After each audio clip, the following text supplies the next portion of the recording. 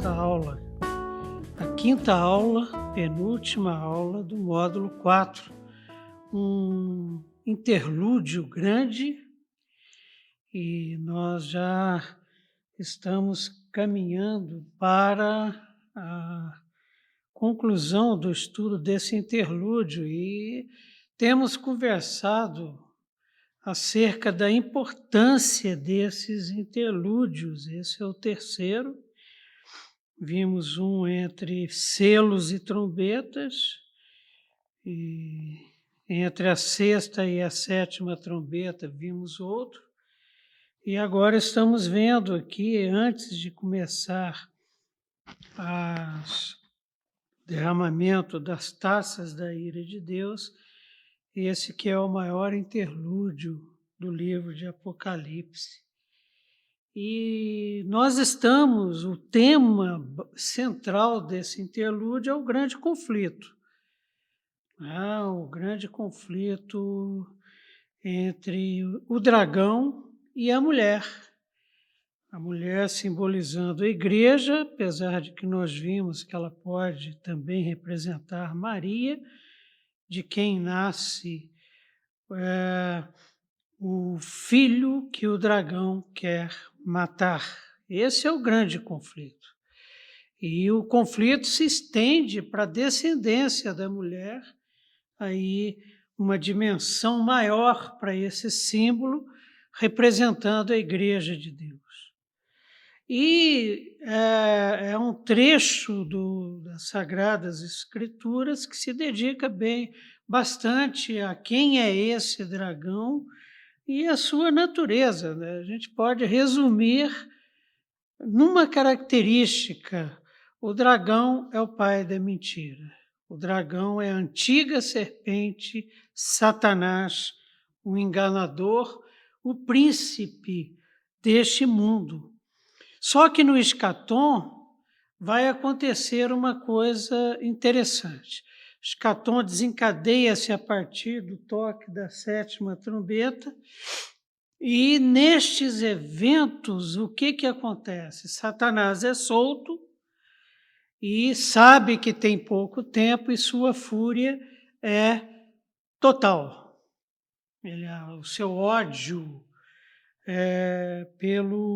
pela humanidade acontecerá, e pelo próprio Deus será demonstrado, revelado plenamente, principalmente sobre a igreja.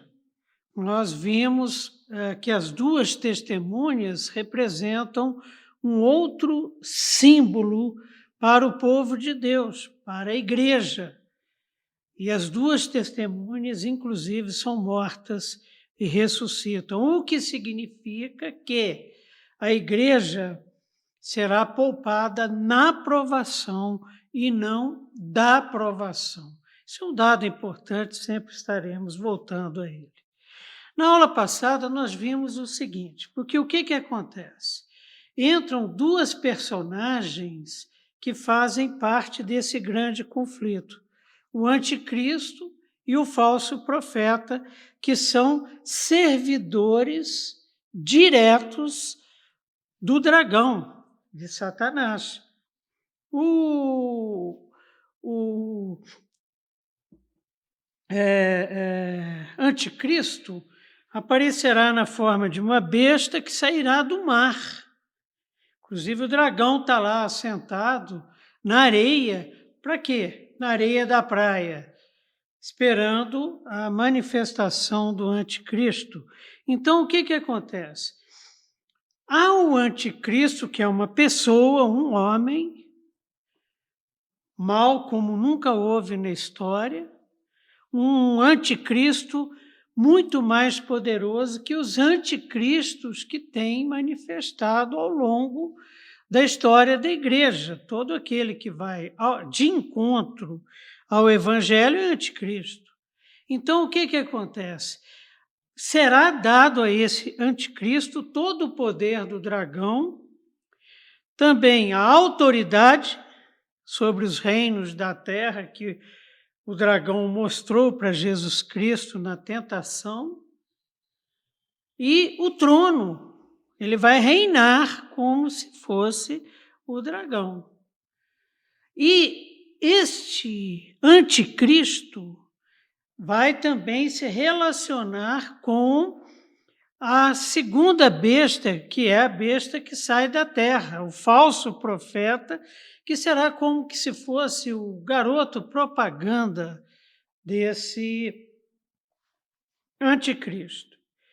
E o falso profeta recebe do anticristo 1/5 do poder que foi dado a essa besta que saiu do mar, o anticristo, pelo dragão. Isso é simbolizado como na visão de João? A besta que saiu do mar, o anticristo, tem 10 chifres. A besta que saiu da terra, o falso profeta, só tem 2. E ele tem poder para realizar uma série de maravilhas, de feitos miraculosos, na presença do anticristo. Isso nós vimos, então, na aula passada. E esses 2 vão tocar o terror. Segundo Jesus Cristo, se o tempo não fosse abreviado, não sobraria ninguém. Tamanho a fome por almas humanas demonstrado por esses personagens que, junto com o dragão, formam uma falsa trindade. A pretensão do dragão de ser como Deus, o anticristo como filho, o falso profeta como o Espírito Santo de Deus. Então, o que acontece? Hoje, nós vamos continuar a nossa discussão e o texto base encontra-se em Apocalipse 14, de 1 até 8. E na semana que vem, se Deus quiser, nós concluiremos o estudo do capítulo 14. Então, nós vimos até agora o quê? Neste grande conflito, o dragão, com seus seguidores, o anticristo e o falso profeta, pelejando contra o povo de Deus. E qual a condição do povo de Deus nesta circunstância do escatom? Vamos ler o texto que vamos estudar hoje para termos uma visão geral da maravilha que será a nossa vida nesse período tenebroso. Lembrando que nós estamos nos eventos finais, fechando a história. Jesus, inclusive, já foi tocada a 7ª trombeta. Tudo isso acontece simultaneamente, tá, gente? Não haverão longas guerras. Paulo, inclusive, a Timóteo, escreve que o anticristo ele será destruído pelo Cordeiro pelo sopro da boca do Cordeiro, né? Então, 14, de 1 a 8. Olhei e eis o Cordeiro em pé sobre o monte Sião, e com ele 144.000, tendo na fronte escrito o seu nome e o nome de seu Pai. A igreja, o povo de Deus. Ouvi uma voz do céu como voz de muitas águas, como voz de grande trovão. Também a voz que ouvi era como de arpistas quando tangem a sua harpa. Entoavam um novo cântico diante do trono, diante dos 4 seres viventes e dos anciãos, dos 24 anciãos. Né? E ninguém pôde aprender o cântico, senão os 144.000 que foram comprados da terra. São estes os que não se macularam com mulheres, porque são castos. São eles os seguidores do Cordeiro, por onde quer que vá. São os que foram redimidos dentre os homens, primícias para Deus e para o Cordeiro. E não se achou mentira na sua boca, não tem mácula. Vi outro anjo. Então, o primeiro anjo, essa grande voz, depois um coral celestial. Vi outro anjo voando pelo meio do céu, tendo um evangelho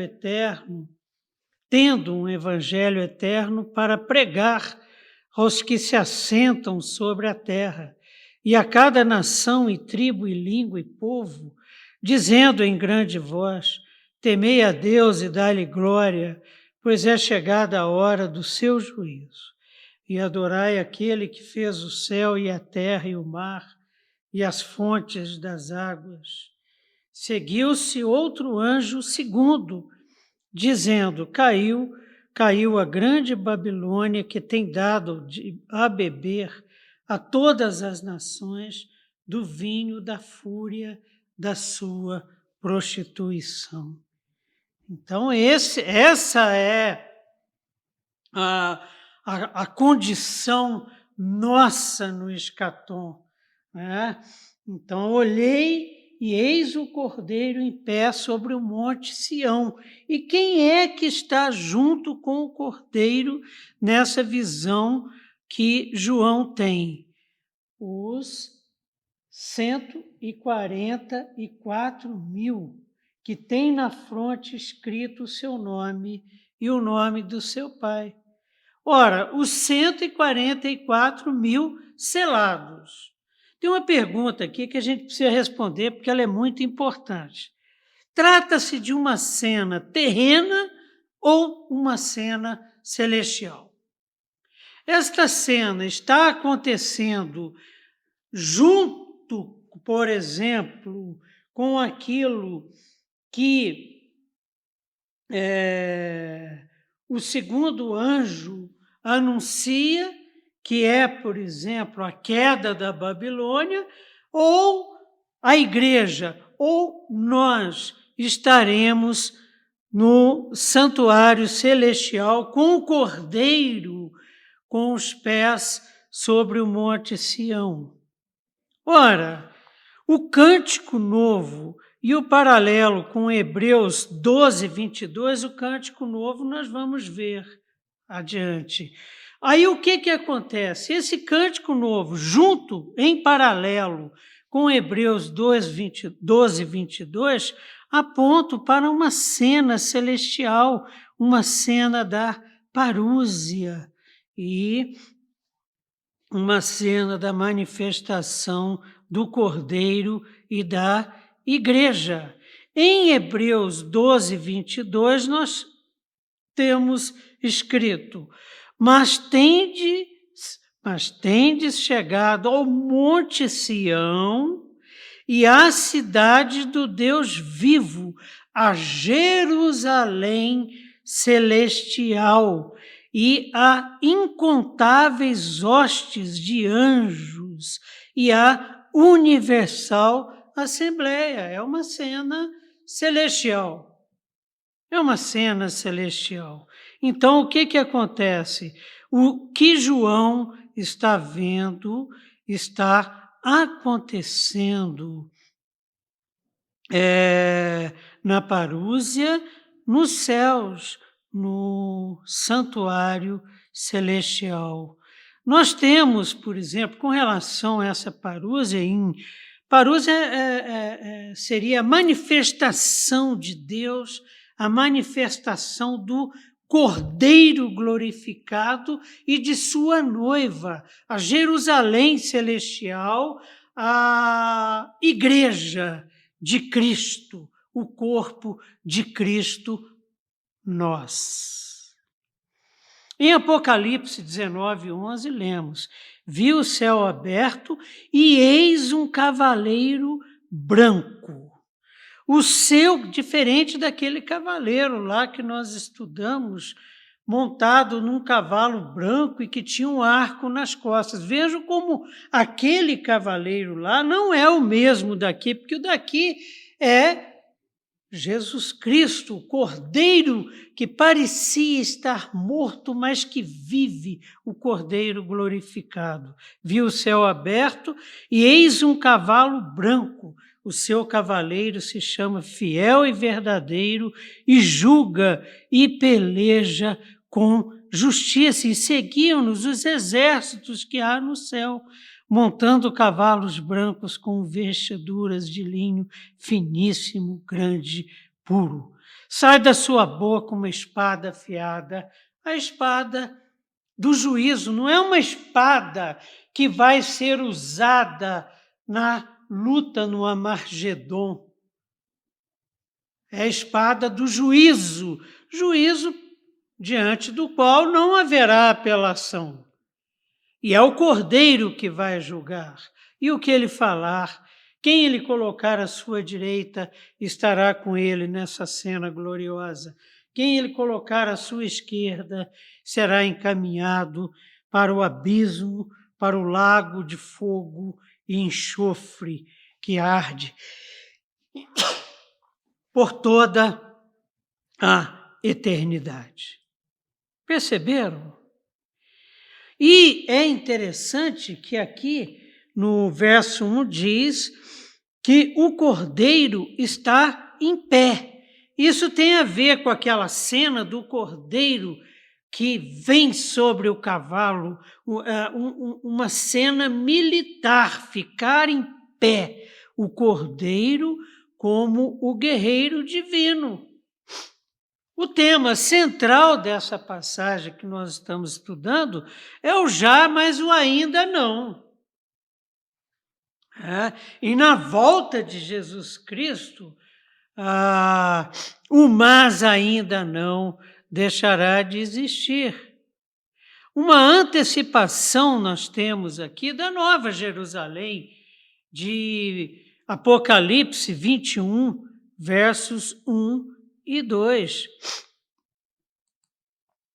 Vi novo céu e nova terra, pois o primeiro céu e a primeira terra passaram, e o mar já não existe. Vi também a cidade santa, a nova Jerusalém que descia do céu da parte de Deus, a igreja, ataviada como noiva adornada para o seu esposo. Ontem à noite eu estava fazendo um exercício no meu Kinder Ovo, aquele aparelhinho lá da Amazon, e o exercício que eu estava fazendo é de listar, eu estava lendo a Bíblia, sempre leio antes de dormir, aí eu estava listando lá em Apocalipse 15 os símbolos usados para a descrição da igreja. Eu consegui listar 8 símbolos, né? E um deles é esse, a igreja representada pela Nova Jerusalém, a noiva ataviada. A capital de Israel se tornará a capital do reino de Deus. A capital de Israel será a gloriosa Nova Jerusalém.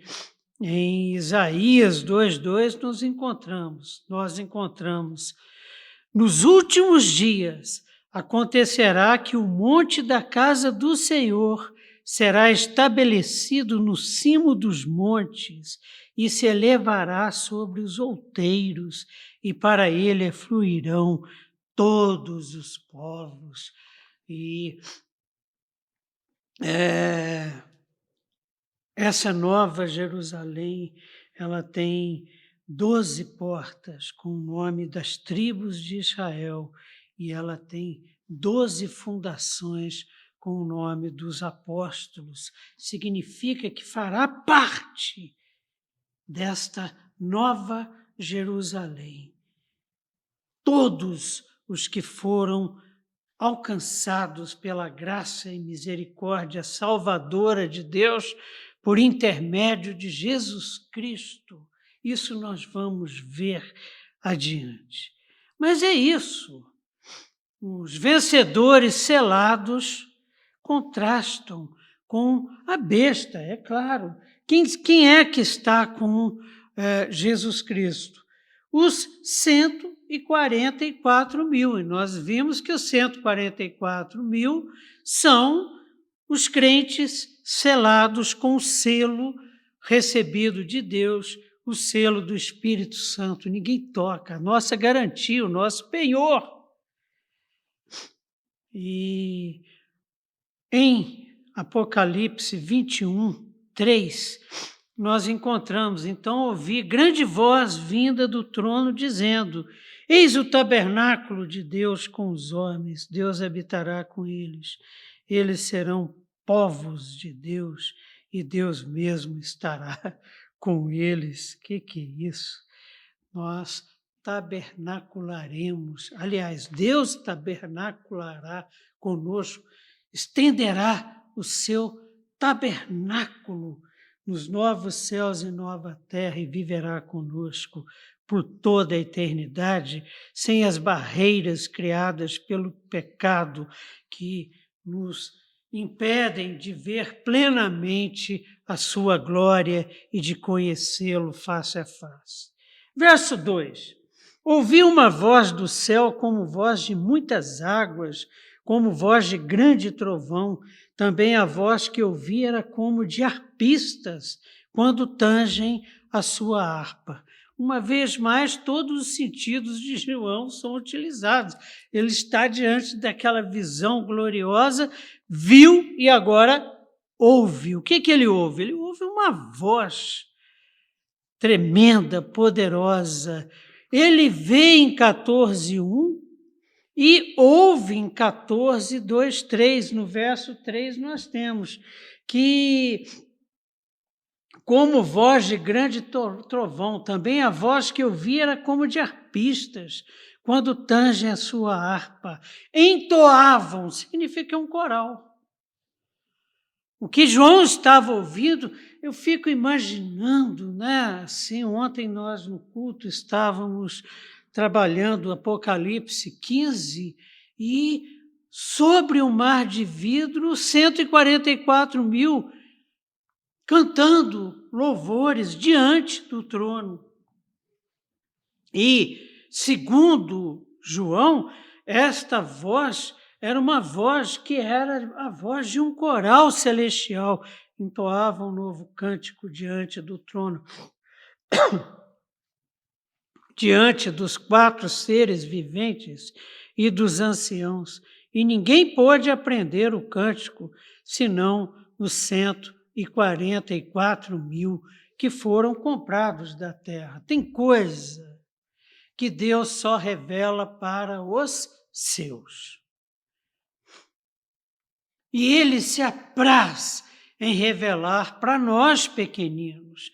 Esse estudo que nós estamos fazendo de Apocalipse é uma prova disso. Na nossa pequenez, Deus revela. Lógico que Ele vai revelar conforme a nossa capacidade de compreensão e de percepção por intermédio do seu Espírito Santo e da sua palavra.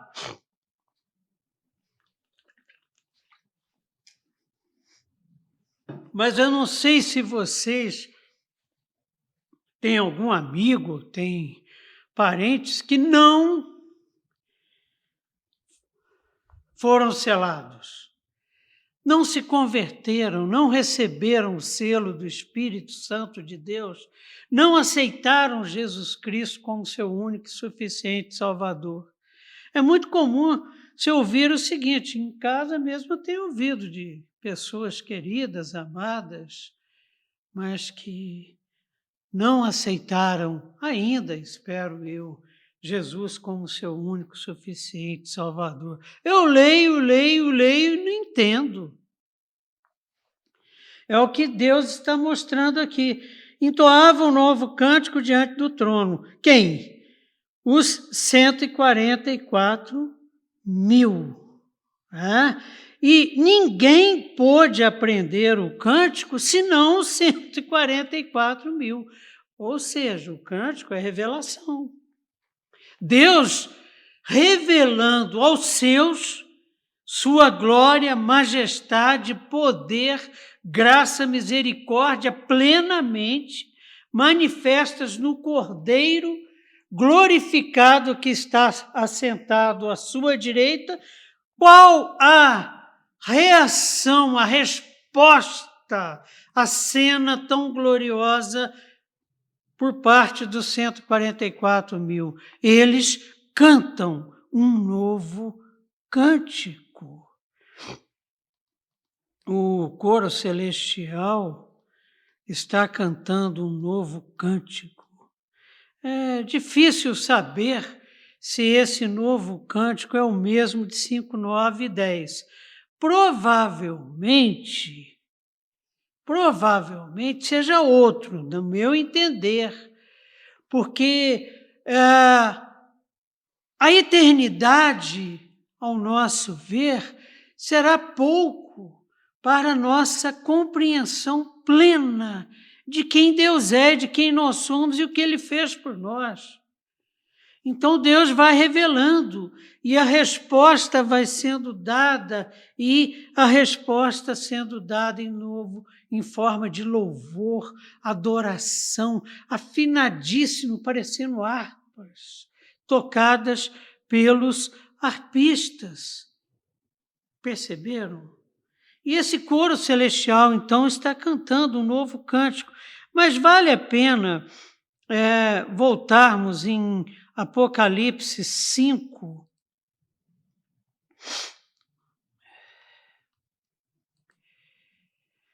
9 e 10, que diz assim: entoava um novo cântico, dizendo: digno és de tomar o livro e de abrir-lhe os selos, porque foste morto e com teu sangue compraste para Deus os que procedem de toda tribo, língua, povo e nação. Significa aqueles 144 mil que estão entoando um novo cântico lá no capítulo 14.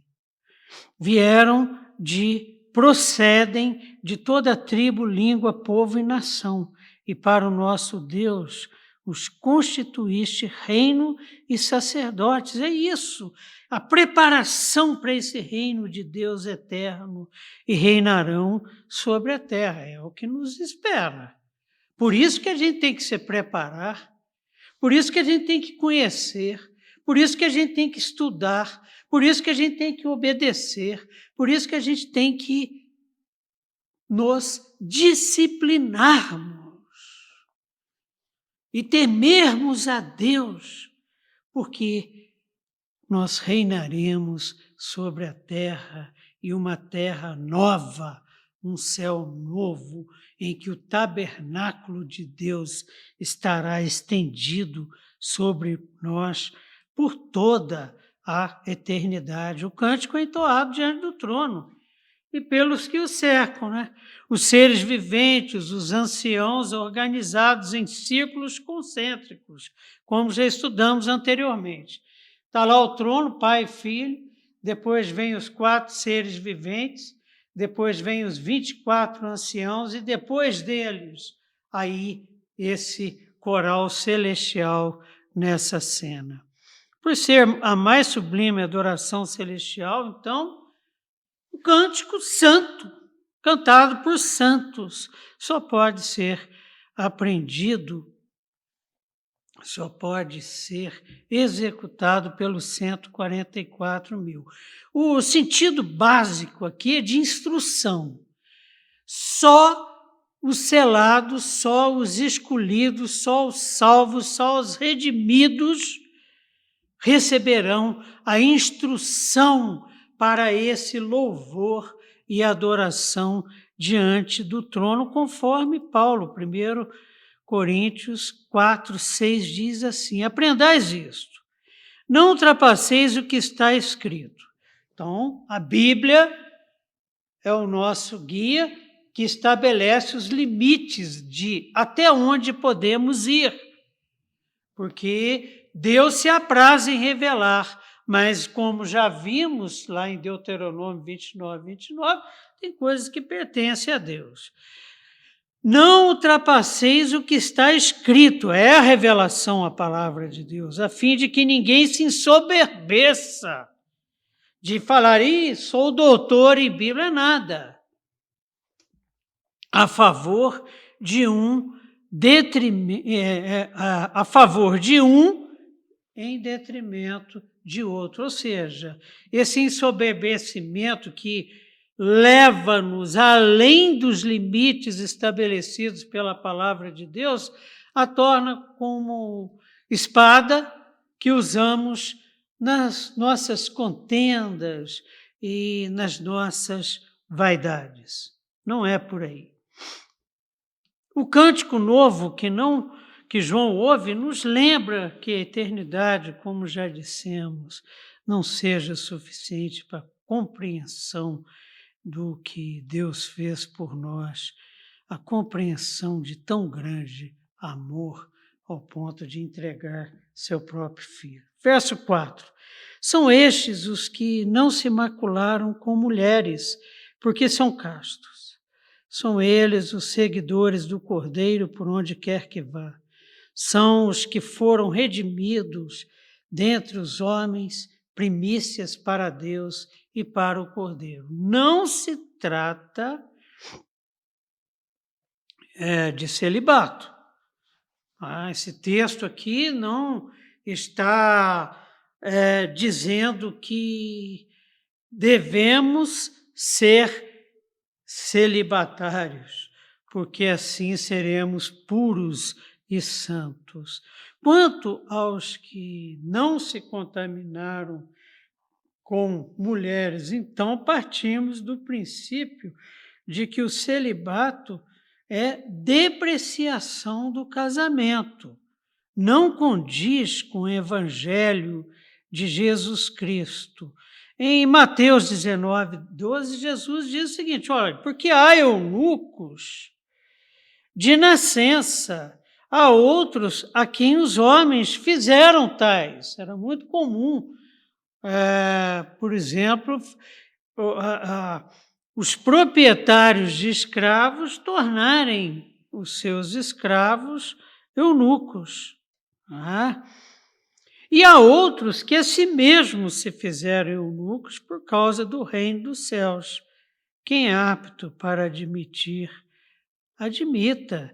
Então vejam bem vocês, não está sendo de maneira alguma indicado o celibato para os seguidores de Jesus Cristo. Não é um grupo de santos que não se contaminaram, literalmente falando, com mulheres.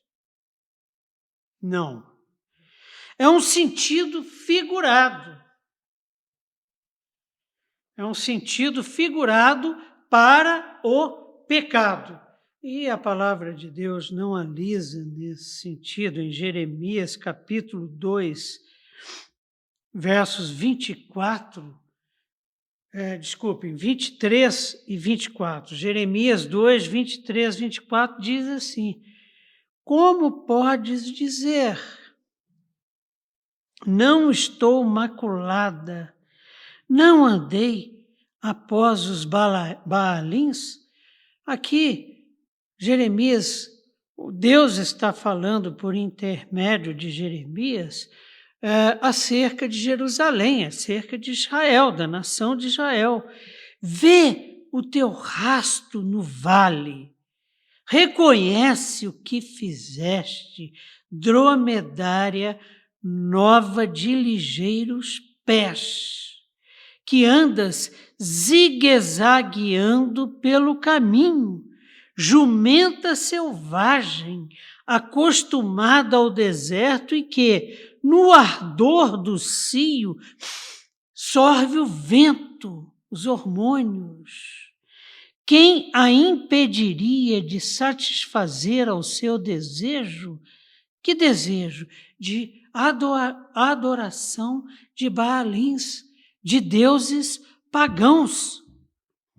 Os que a procuram não têm de fatigar-se, no mês dela a acharão. Está disponível para os sacerdotes pagãos, está disponível para quem vier todo vento de doutrina. Então vejam bem vocês que fica claro que o texto está se referindo à impureza do pecado. Por outro lado, lembra também da pureza, e Paulo escreveu sobre isso também, segundo a Coríntios 11, verso 2, diz assim a palavra do Senhor: porque zelo por vós com zelo de Deus, visto que vos tenho preparado para vos apresentar como virgem pura a um só esposo, que é Cristo. E Paulo estava falando para a igreja de Corinto. E na igreja de Corinto haviam solteiros, haviam casados, haviam eunucos. Perceberam? Então, a virgindade representando pureza. E, no caso, o fim da virgindade, a perda da virgindade, como no texto de Jeremias, simbolizando pecado, simbolizando desobediência a Deus, simbolizando prostituição. E é uma opção hermenêutica essa que fizemos para tratar desta guerra, desse grande conflito santo. Então, vejam bem vocês. Temos também a seguinte situação. O texto indica discipulado. Seguir é ser fiel às instruções. São estes os que não se macularam com mulheres, porque são castos. Por que eles são castos? Porque seguiram. São eles os seguidores do Cordeiro por onde quer que vá. Então, discipulado, seguir é ser fiel às instruções do Cordeiro. Eu tenho travado uma luta muito grande comigo mesmo. Por quê? Em conversas que tive com minha mãe e com Thaís, eu me coloquei na posição a minha filha, de filho de Deus. Eu me coloquei na posição de filho de Deus. Agora, é muito fácil afirmar que é filho de Deus e viver como filho de Deus. E esse viver como filho de Deus, aí representa esse ser fiel às instruções de Jesus. Aí a gente esbarra com o nosso coração, com a nossa mente viciada e esbarramos com o nosso pecado. E eu fui orientado por Deus e cheguei mais uma vez na minha vida ao Sermão do Monte. Ali no Sermão do Monte, Jesus dá todas essas instruções do como viver como um filho de Deus. É caminhar a segunda milha, é dar a outra face, é ser pacificador, é ser humilde, é ser manso. Então vejam bem vocês, seguir é ser fiel às instruções, um processo de discipulado. Como discípulos de Jesus Cristo, temos os ouvidos atentos e guardamos no nosso coração o quê? As suas instruções. Isto é segui-lo, vivermos conforme a sua vontade. Por último, os 144.000 são oferecidos como primícias para Deus e o Cordeiro. Então, aquele coral celestial, 144.000 diante do trono, cantando, são quem? São os escolhidos de Deus e tidos como aroma suave, oferta agradável a Deus, primícia primícias para Deus e para o Cordeiro, que traz uma imagem sacrificial, a partir. É o termo usado no texto original. Em Deuteronômio 18:4, nós encontramos: dar-lhe-ás as primícias do teu cereal, do teu vinho e do teu azeite, e as primícias da tosquia das tuas ovelhas. A primícia da tosquia das tuas ovelhas. Inclusive, aqui esse texto está apontando para um momento de comunhão, de festa, de oferta dos primeiros frutos da terra, dos primeiros e melhores frutos do rebanho. E nós nos apresentamos diante de Deus e o louvamos num coral celestial aqui nesse texto, sendo oferecidos como primícias para Deus e para o Cordeiro, espontaneamente, deliberadamente. Verso 5. E não se achou mentira na sua boca, não tem mácula. Aquela pureza, aquela virgindade é que na boca não se encontra mentira. Aqui nós temos um caráter ético. São irrepreensíveis, os 144.000. Nós, santificados por ação do Espírito de Santidade de Jesus Cristo, eticamente seremos irrepreensíveis. Por isso, aprendemos um novo cântico e estamos adorando a Deus, porque se alguém chegar diante dele, como vimos ontem no nosso culto, na liturgia do nosso culto, seremos fulminados. Sede santos, porque eu sou santo, eticamente irrepreensível. Não se contaminaram por aquele rio de mentiras. Lembra quando a mulher está fugindo do dragão com as asas de águia, lá no deserto, ele abre a boca e sai um rio de mentiras.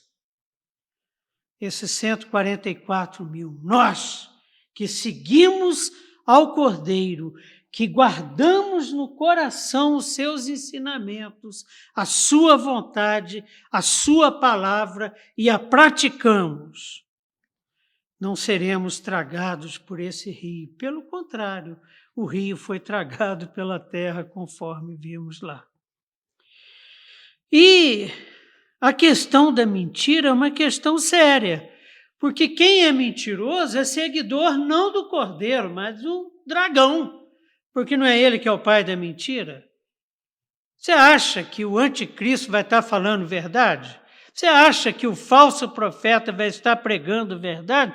Mentirosos, desmascarados aqui nesse texto pelo Espírito Santo de Deus. Mas antes nós já vimos alguns mentirosos históricos que são desmascarados no Apocalipse. Os judeus, os judaizantes, que, se a gente for colocar na ponta do lápis, eles perseguiram muito mais a igreja primitiva do que os próprios romanos. O que Jesus Cristo fala acerca deles nas suas cartas? Eis fareis que alguns do que são sinagogas de Satanás, desses que a si mesmos se declaram judeus e não são filhos de Abraão, como afirmam, porque se fosse, conheceriam o Cordeiro, conforme palavras do próprio Jesus, mas mentem. Eis que os farei vir e prostrar-se aos teus pés e conhecer que eu te amei.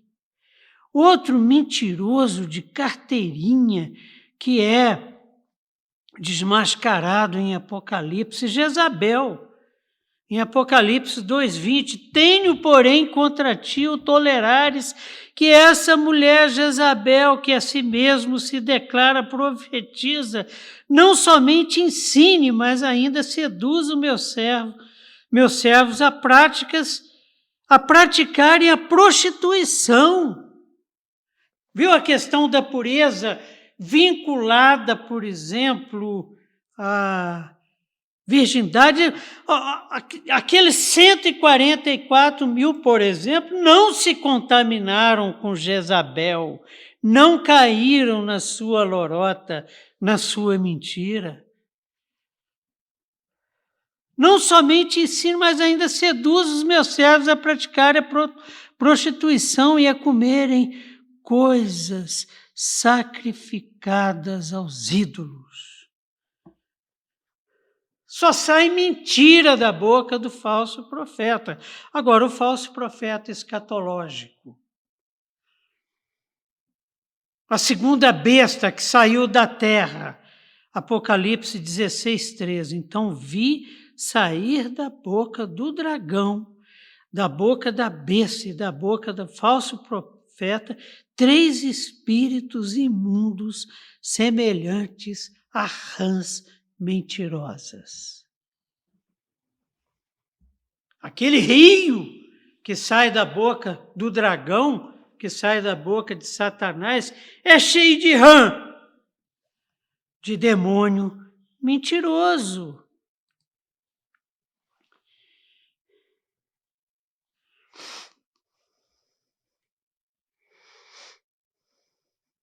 Ser verdadeiro é proclamar com fidelidade o Evangelho de Jesus Cristo. Isaías escreveu sobre isso. Capítulo 53, verso 9.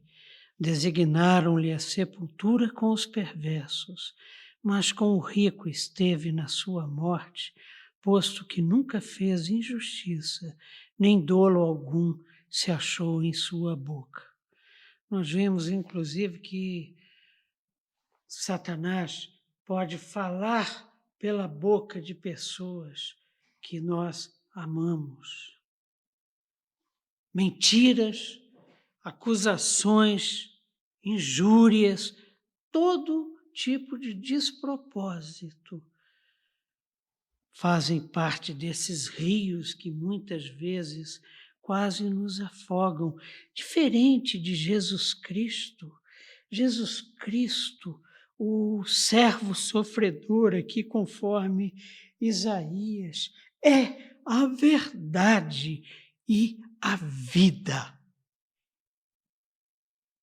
Designaram-lhe a sepultura com os perversos, mas com o rico esteve na sua morte, posto que nunca fez injustiça.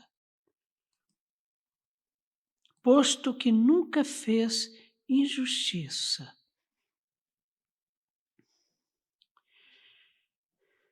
Nem dolo, nem mentira, nem falsidade alguma se achou em sua boca. E os mentirosos? O que vai acontecer deles? Em 22:15, tratando da Nova Jerusalém, quem é que vai entrar? 144 mil. Os que têm o seu nome escrito no livro da vida do Cordeiro. E fora, quem não vai poder entrar? Ficam os cães, os feiticeiros, os impuros, os assassinos, os idólatras e todo aquele que ama e pratica a mentira. Que Deus tenha misericórdia e que haja salvação. Tem uma coisa que está entrando aqui que eu não estou pedindo. Ser verdadeiro, então, é proclamar com fidelidade o Evangelho de Jesus Cristo. Vincula-se ao sacrifício de Cristo. Hebreus 9:14. Impressionante, né? A centralidade de Jesus Cristo nos eventos finais. E nós, com Ele, participando, Ele divide conosco a sua glória.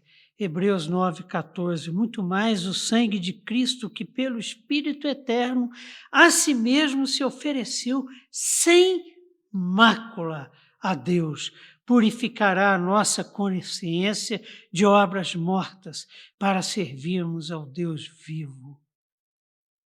Por isso que estaremos fazendo parte daquele coral celestial, que por obra de Jesus Cristo, pela graça, misericórdia, poder e justiça de Deus manifestas no seu Cristo, nós teremos então a libertação de toda forma de mácula. Nosso coração caído será então transformado. Verso 6. Interessante que entra em cena os 7 anjos das 7 trombetas. Eles voltam à cena. Vi, todas as vezes que fala vi, João afirma, vi. Uma nova cena está sendo aberta. Por exemplo, o coral está cantando um novo cântico, só aprendeu o novo cântico 144.000. Glórias a Deus por isso, porque aprove a Ele a revelar a nós pequeninos e cantaremos a Ele naquele glorioso dia. E agora? Agora João já vê um anjo. É como se ele virasse um pouquinho, focasse os seus olhos, é como se focasse a câmera ali e lá no céu um anjo. Vi outro anjo voando pelo meio do céu, tendo um evangelho eterno para pregar, um anjo pregador, aos que se assentam sobre a terra, e a cada nação, e tribo, e língua, e povo. E olha que nós estamos no escatom. Enquanto tiver um escolhido, Deus não desistirá. Dizendo em grande voz, temei a Deus e dai-lhe glória, pois é chegada a hora do seu juízo. Agora é hora de juízo. E adorai aquele que fez o céu e a terra e o mar e as fontes das águas, e quem não adorá-lo receberá o juízo eterno, a morte eterna.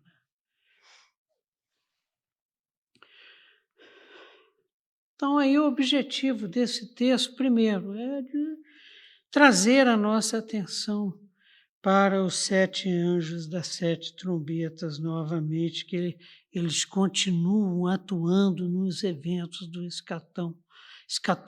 Ele está no meio do céu e traz um evangelho eterno com boas novas teológicas. Proclamar, pregar, confere força especial ao ato de evangelizar. Jesus Cristo, ele usa desse artifício de retórica, Marcos 13:10. Mas é necessário que primeiro o evangelho seja pregado a todas as nações, seja anunciado a todas as nações, seja apresentado a todas as nações. 7. Dizendo em grande voz, temei a Deus e dai-lhe glória, pois é chegada a hora do seu juízo, e adorai aquele que fez o céu, a terra e o mar, e as fontes das águas, conforme Hebreus de 1-4. Quem é que fez? Quem é que criou pela sua palavra? O Cordeiro. Só que ele não está à direita de Deus Pai, e o texto de Hebreus deixa muito claro isso, porque criou pelo poder da sua palavra, mas que, como Cordeiro, foi levado à cruz do Calvário e morreu no nosso lugar. Alguns acreditam que não há oferta de salvação aqui, mas somente uma proclamação de juízo. E quem pensa assim, pensa conforme Apocalipse 8:5. E o anjo tomou o incensário, encheu do fogo do altar e atirou à terra, e houve trovões, vozes, relâmpagos e terremoto, manifestação do juízo de Deus. Uma das coisas que os falsos profetas ensinam, os falsos mestres, conforme a palavra de Deus, é que o dia do Senhor, o dia do juízo, vai ser um dia tranquilo, um dia de festa, o dia do Senhor. Não, será um dia de trevas, será um dia de trovões, relâmpagos, terremotos, saraivadas. Tal juízo é dirigido aos que se assentam sobre a terra, que são os seguidores de Satanás, conforme já estudamos. Caramba, tem um negocinho aqui perturbando, viu? Que nós já estudamos em Apocalipse 13:8. E adorá-lo-ão todos os que habitam sobre a terra, aqueles cujos nomes não foram escritos no livro da vida do Cordeiro que foi morto desde a fundação do mundo. Nós vamos estudar que na Nova Jerusalém nós teremos 12 portas viradas para norte, sul, leste, oeste, vai vir gente de todo povo, língua, nação, e em cada porta terá um anjo, e cada anjo terá uma cópia do livro da vida. Chegou, mas qual o seu nome mesmo? André. André. Entra para o descanso. Se não está o nome, sinto muito, mas você não pode entrar. Então, quem são esses que o texto afirma serem aqueles que se assentam sobre a terra? Os habitantes da terra que temos estudado. Aqueles que não têm o seu nome escrito no livro da vida do Cordeiro.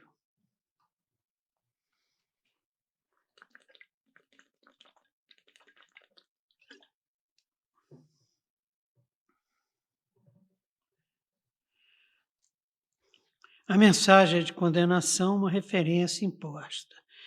São descritos como toda nação, tribo, língua e povo, e devem temer a Deus e dar-lhe glória, ou seja, arrepender-se e converter-se. Mais uma chance aí, pela misericórdia de Deus, cantai ao Senhor. Por isso que ele não pode perder a esperança na salvação daqueles pelos quais nós clamamos, a Deus. Então, nós temos a seguinte situação: cantai ao Senhor, bendizei o seu nome, que é o que o anjo vai fazer, proclamai a sua salvação dia após dia, e é o que nós, como igreja, a exemplo das duas testemunhas que no escatom pregam até que se esgote aquilo que Deus quer que seja pregado. Depois que isso acontece, são mortos, e depois de mortos ressuscitam. Todos terão que temer e dar glória, imperativos que resumem o chamado à salvação. A hora do juízo chegou. Deuteronômio 31:12. Ajuntai o povo, os homens, as mulheres, os meninos e o estrangeiro que está dentro da vossa cidade, para que ouçam e aprendam. O anjo está com o evangelho, E temam o Senhor, o vosso Deus, e cuidem de cumprir todas as palavras desta lei. Isso é missão da igreja, inclusive no escatom. Tem gente que faz a maior ginástica para tirar a igreja do escatom. Então, pegam os atalhos e traz Jesus de volta para a terra. É uma confusão, nós vamos ver mais adiante. Marcos 1:15. Jesus pregava o evangelho dizendo: o tempo está cumprido e o reino de Deus está próximo. Arrependei-vos e crede no Evangelho. A mesma mensagem que aquele anjo que João vê no céu traz. Verso 8. Seguiu-se outro anjo, o segundo, dizendo: Caiu, caiu a grande Babilônia, que tem dado a beber a todas as nações do vinho da fúria da sua prostituição. O evangelho foi pregado, o juízo de Deus foi manifesto, e esse sistema perverso que jaz no maligno, esses reinos da terra que militam contra o povo de Deus, reinos que foram oferecidos a Jesus Cristo, caso ele adorasse a Satanás, e ele não se submeteu, ele se submeteu à palavra, e cita a palavra. Então, esse sistema que recebe do anjo o evangelho cai. E olha que a repetição de caiu destaca a certeza absoluta da destruição vindoura da grande Babilônia. Babilônia é um símbolo, passa a ser um símbolo, construída lá pelo soberbo rei, mas ela passa a ser, Nabucodonosor, um símbolo desse sistema pervertido, escravizador, explorador da criação, explorador do homem, escravizador do homem. Então, nós temos em Daniel 4:30, de onde vem essa natureza soberba dessa Babilônia? Falou o rei Nabucodonosor e disse: não é esta a grande Babilônia que eu edifiquei para a casa real? Com o seu grandioso, entrou de novo aqui, e o seu grandioso poder, e para a glória da minha majestade. E essa é a característica da grande Babilônia, que o segundo anjo anuncia como tendo caído, a queda da Babilônia. Nós vamos ver nas próximas aulas agora, daqui a 2, 3 semanas, se Deus quiser, nós vamos estudar que grande Babilônia é essa, a grande meretriz, a grande prostituta. E, segundo o texto de Apocalipse, os reis da terra beberam do vinho, da taça da sua prostituição e recebem o vinho da taça da ira de Deus e sem mistura. Esse ar seco. Isaías 21, 9. Então ergueu ele, quem? O atalaia, a voz e disse: caiu, caiu Babilônia. Texto que repercute, ecoa no que João escreveu no verso 8. Caiu, caiu a grande Babilônia. Caiu, caiu.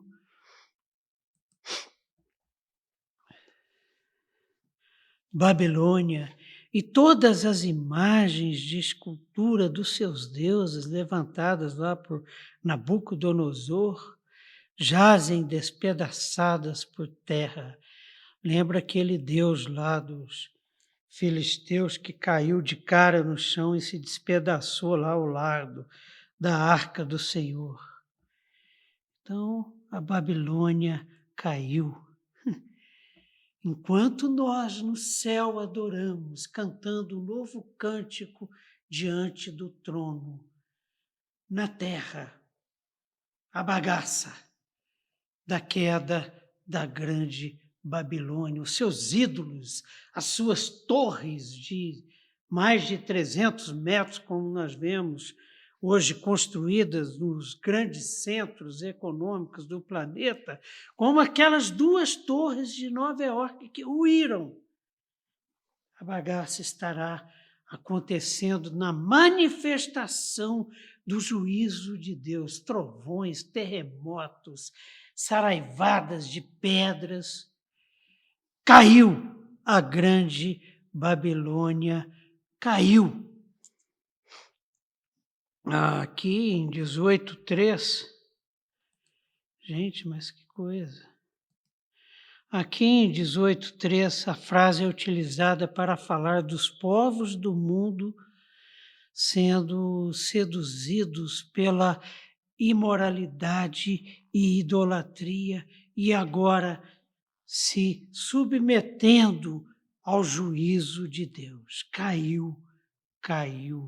Em Apocalipse 18:3 está escrito: pois todas as nações têm bebido do vinho do furor da sua prostituição e agora conhecem o furor da ira santa, justa de Deus.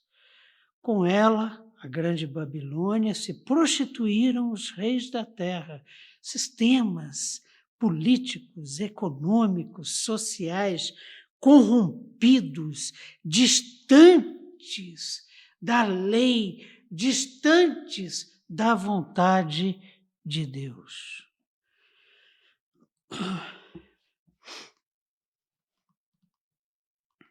A imagem de beber do vinho refere-se à participação no estilo de vida. Beber do vinho da prostituição é prostituir-se. E os 144 mil não beberam. Jesus trabalha isso em Marcos, capítulo 10, verso 38. Mas Jesus lhes disse: não sabeis o que pedis. Podeis vós beber o cálice que eu bebo, ou receber o batismo com que eu sou batizado? Bom, se você beber do meu cálice, você estará tomando o caminho da cruz. Os discípulos toparam. Não sabiam muito bem do que estavam decidindo, mas ficaram sabendo. E a palavra de Deus mostra a história deles, principalmente em Atos. A imagem, então, de beber o vinho refere-se a essa participação. Há dois paralelos aqui, nós já tratamos dele, né? Da Babilônia é a taça da imoralidade e a taça da ira, do juízo de Deus sendo manifesto. Então, beberam da taça da prostituição, se embriagaram com a taça do vinho da grande Babilônia, agora experimentam do vinho da ira de Deus. Com esse contraste, nós podemos encontrar, por exemplo, em Jeremias 51:7, que trata da taça da imoralidade. A Babilônia era um poço de ouro na mão do Senhor, o qual embriagava toda a terra. Do seu vinho beberam as nações, por isso enlouqueceram. As nações estão enlouquecidas, meus irmãos. O que tem acontecido no mundo ao longo da história da civilização é loucura. Então, as nações beberam do vinho da Babilônia e enlouqueceram na exploração, na escravização, na depredação, no desrespeito à dignidade humana. Fomos criados à imagem e semelhança de Deus. E esses loucos têm tratado isso como quem? Como quem bebeu da taça da prostituição da Babilônia. Agora tem a taça da ira santa de Deus. Apocalipse 14, 10. Também esse que adora a besta beberá do vinho da cólera de Deus. Quem é que adora a besta? Quem tomou da taça da Babilônia, que caiu, anunciado pelo segundo anjo aqui, dentre os 7 lá das trombetas. Então, também esse que adora a besta beberá do vinho da cólera de Deus, preparado sem mistura do cálice da ira, e será atormentado com fogo e enxofre diante. Ai, eu acho isso aqui terrível. Vamos estudar, aula que vem. Diante dos santos anjos, deixa eu tirar aqui esse negocinho. Diante dos santos anjos e na presença do Cordeiro. Significa o seguinte, que aqueles que estão indo para o inferno nos verão e no trono, à direita do Pai, o Cordeiro. Discutiremos acerca de cenas dos próximos capítulos, semana que vem. Mas essa taça da prostituição da Babilônia que caiu, ela indica também a ira da besta que sabe que tem pouco tempo. Apocalipse 12, 12, só para refrescar a memória. Por isso festejai, ó céus, e vós, os que neles habitais. Ai da terra e do mar, pois o diabo desceu até vós, cheio de grande cólera, sabendo que pouco tempo lhe resta. E agora, como não tem mais a igreja para canalizar a sua ira, aí vai contra os seus seguidores mesmo, vai virar o caos. Bom, João olhou, viu e ouviu o Cordeiro sobre Sião e junto com ele os 144.000 cantando um novo cântico que só eles puderam aprender. Cantando um novo cântico que só nós, que fazemos parte dos 144.000, você não pode ser literal aqui não, 144.000 é simbólico, já analisamos isso em aulas anteriores. Enquanto isso, é anunciada a queda da Babilônia. Que Deus nos proteja, nos sustente para sermos como Cristo sempre afirma nas suas cartas às 7 igrejas, ao vencedor, que sejamos vencedores e recebamos não o juízo que provoca a queda desse mundo perdido nas trevas do pecado, mas que recebamos as gloriosas promessas do Cordeiro vencedor. Vamos orar? Senhor Deus e Pai, Pai de amor, graça e misericórdia, Deus que tem a história nas suas mãos, Cordeiro de Deus vencedor, glorioso, que nos acolherá e adentraremos os céus e louvaremos diante do trono e cantaremos um novo cântico só a nós revelados, porque fomos comprados por alto preço. Fomos comprados pelo sangue precioso de Jesus Cristo na cruz do Calvário. E ali, na morte, Satanás foi vencido e continua sendo vencido pela igreja, pelo testemunho dos santos. Pai, ajuda-nos, primeiro, a nunca nos esquecermos disso, a nunca nos esquecermos do que o Senhor fez por nós, a nunca baratearmos a graça, a misericórdia do Senhor pelo nosso estado caído e que foram manifestas em Jesus Cristo na cruz do Calvário.